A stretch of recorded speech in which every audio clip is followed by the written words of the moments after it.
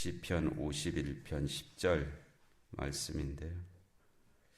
하나님이여 내 속에 정한 마음을 창조하시고 내 안에 정직한 영을 새롭게 하소서. 다 같이 한번 하시겠습니다. 하나님이 내 속에 정한 마음을 창조하시고 내 안에 정직한 영을 새롭게 하소서.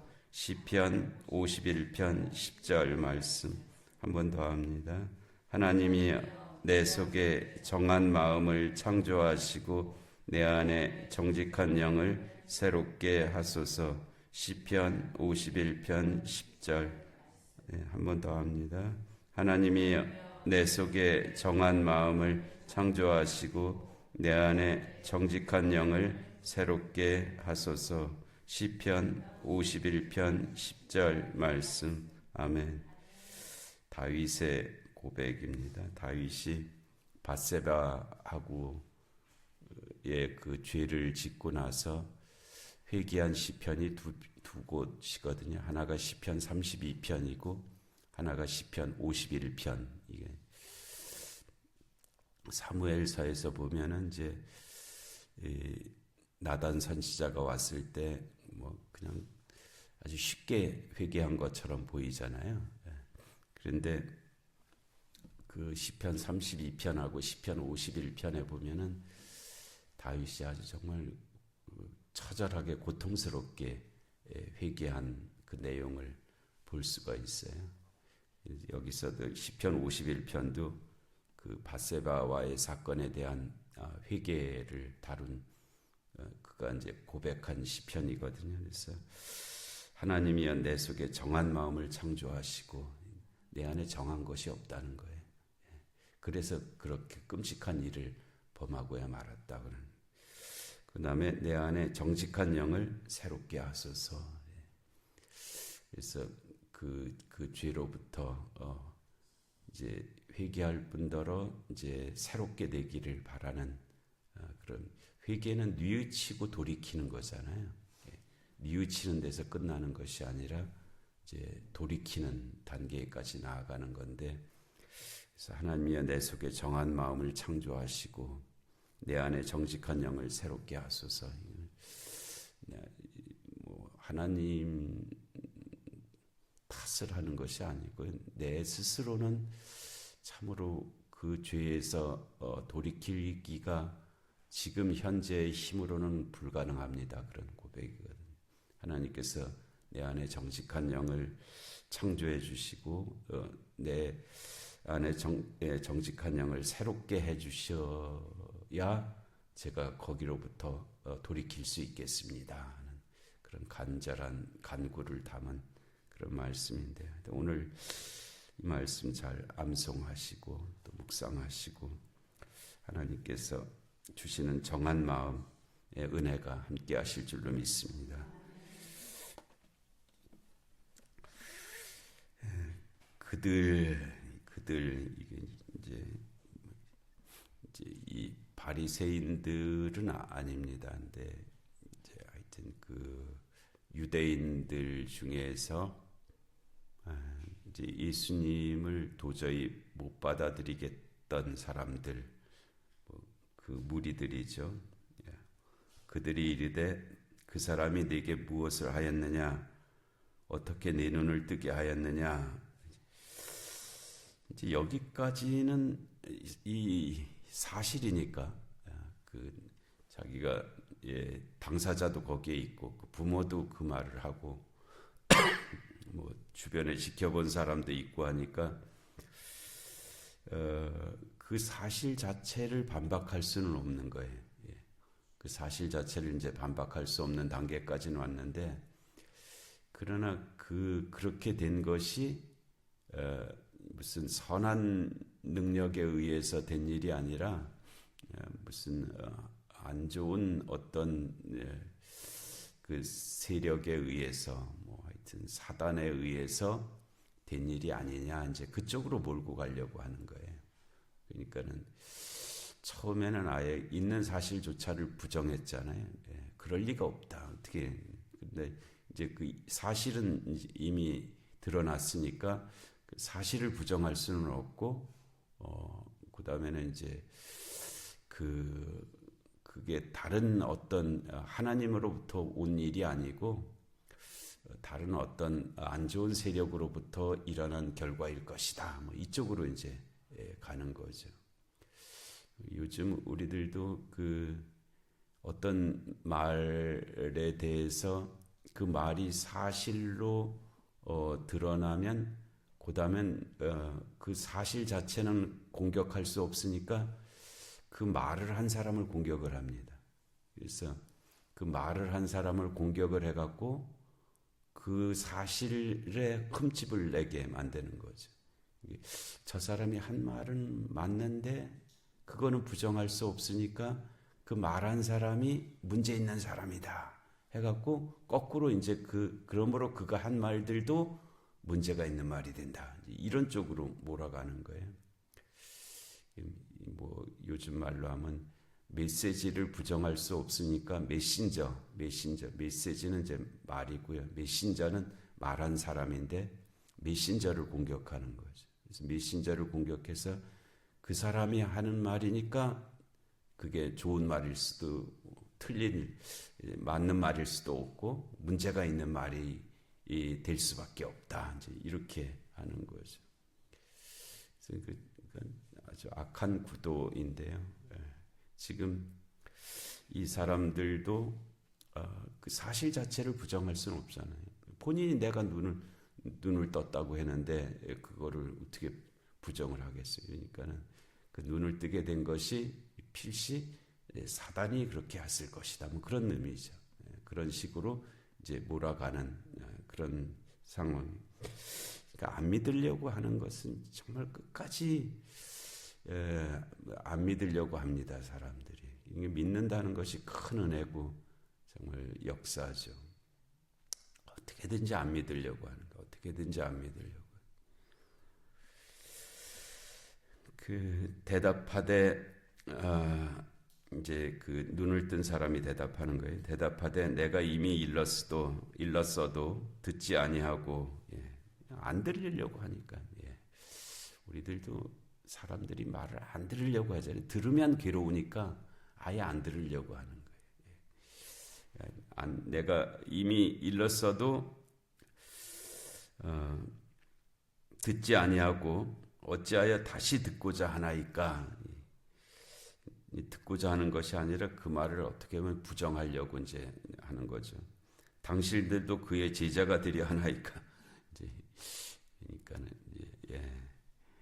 뭐 이 사람이 무슨 비난하려고 이런 말을 하는 것은 아니고 혹시나 이제 그런 거죠. 그럼 당신들도 그의 제자가 되려고 이렇게 다시 들으려고 하는 거 아닙니까? 선한 뜻으로 하는 말이에요. 선한 뜻으로.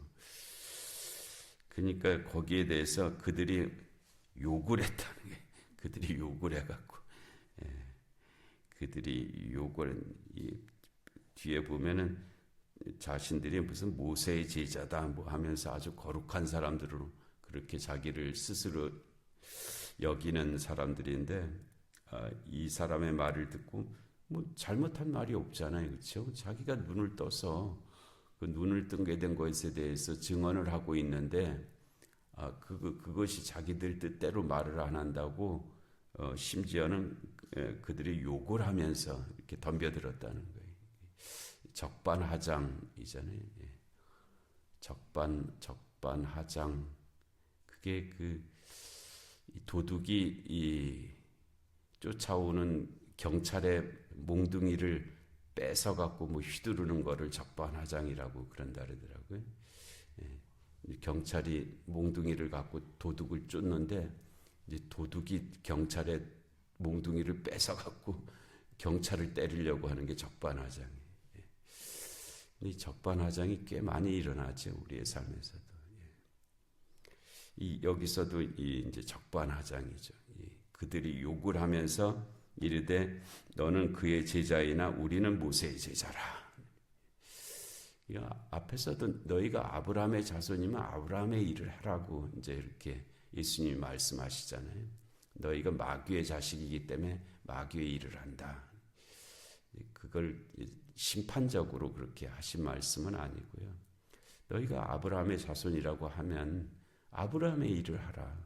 왜 어떻게 마귀의 일을 하면서 아브라함의 자손이라고 그렇게 하느냐, 이렇게 말씀하신 거죠. 여기서도 그들이 우리는 모세의 제자라. 모세의 제자면 모세의 제자답게 살든지, 말만 모세의 제자라고 하고 욕을 하고 끝까지 안 믿으려고 하고 안 들으려고 하고 하나님이 하신 일을 부정하고, 이거는 어떻게 그러면서 모세의 제자라고 할 수 있느냐는. 하나님이 모세에게는 말씀하신 줄을 우리가 알거니와 이 사람은 어디서 왔는지 알지 못하노라. 그러니까 계속 드러나는 것 중에 하나가 뭐냐면 안다고 하는 사실이 문제가 됩니다. 안다고 하는, 아는 게 병이라는 말이 우리 속담에 있잖아요. 여기서도 하나님이 모세에게는 말씀하신 줄을 우리가 알거니와, 그 안다는 것이 근거가 되어서 그 다음을 유추한 것인데, 차라리 그걸 몰랐으면 이런 말을 못했겠죠. 그것 자체가 뭐 바람직한 것은 아니지만, 우리들도 이 무엇을 안다고 하는 사실이 갖는 그 두려움을 인정을 해야 됩니다. 우리가 안다고 하는 사실 때문에 이 세상도 어떻게 보면 인간들이 안다고 하는 것들이 만들어 놓은 결과들이잖아요. 엄청난 폭탄들, 이 157명인가요? 그 어린 학생들을 일순간에 죽여버린 그 폭탄, 인간이 뭘 안다고 하는 것이 만들어낸 결과물이거든요. 정말 우리가 안다고 하는 것이 갖고 있는 책임감이 있습니다. 그래서 내가 뭘 안다고 하는 것이, 그게 선악과를 따먹는 것과 같은, 범하는 것과 같은 의미가 거기에 들어있거든요. 그래서 모르는 사람이 큰 문제를 일으키지 않습니다. 항상 아는 사람들이 문제를 일으키고요. 우리나라도 못 배운 사람들이 문제를, 조그만 것은 일으키지만 항상 많이 배운 사람들이 문제를 일으키잖아요. 그래서 그것이 갖고 있는 그 현상이 갖고 말하는 바를 우리가 무시할 수는 없습니다. 그래서 하나님이 모세에게는 말씀하신 줄 우리가 알거니와 이 사람은 어디서 왔는지 알지 못하노라. 아니, 이거를 알았으면은 이렇게 안 했겠죠. 진정으로 알아야 될 것을 알지 못하니까 이제 이런 모습이 된 거죠. 그 사람이 대답하여 이르되 이상하다. 이 사람이 내 눈을 뜨게 하였으되 당신들은 그가 어디서 왔는지 알지 못하는도다. 꼭 이게 이 연회장은 알지 못하되 물떠온 하인들은 알더라. 똑같은 같은 말씀이잖아요. 사도 요한이 기록한 이 요한복음에 같은 말입니다. 연회장은 알지 못하되 물떠온 하인들은 알더라. 그 사람이 대답하여 이르되 이상하다. 이 사람이 내 눈을 뜨게 하였으되 당신들은 그가 어디서 왔는지 알지 못하는도다.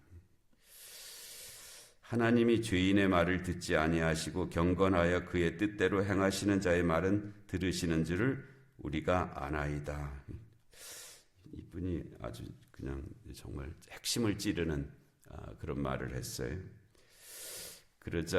그러면서 창세 이후로 맹인으로 난 자의 눈을 뜨게 하였다 함을 듣지 못하였으니, 근데 이게 정말 구약 성경을 아무리 찾아봐도 맹인이 눈을 떴다는 기사가 없습니다. 구약 성경에는.